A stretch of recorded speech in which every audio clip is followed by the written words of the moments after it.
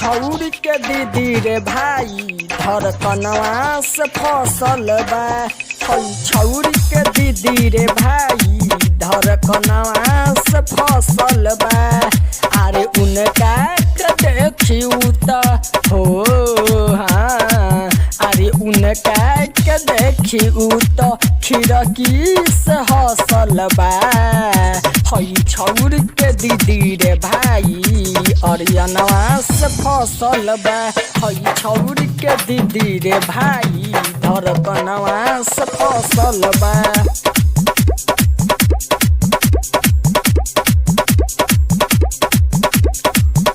बगले के गाँव में बाटे एकर घर रे, हमारा से मांगत रही तो नंबर हमार रे। बगले के गाँव में बाटे एकर घर रे, हमारा से मांगत रहली उ तो नंबर हमार रे।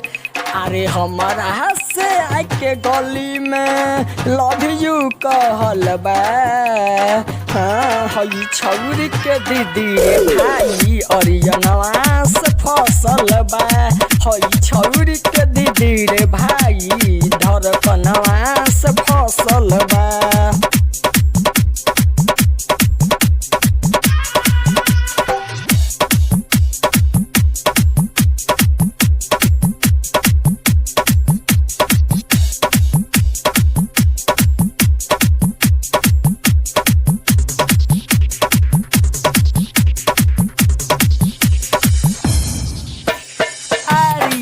आफ्ताब बात सुनत निमित हो, राइटर महताब आलम लिखले ई गीत हो।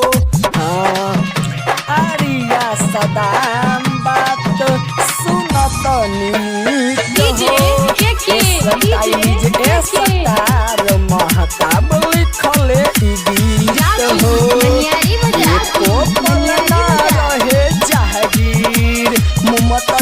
के दिल में धसल बा। हाँ हई छौरी के दीदी रे भाई धड़कनवा के दिल में धसल बा।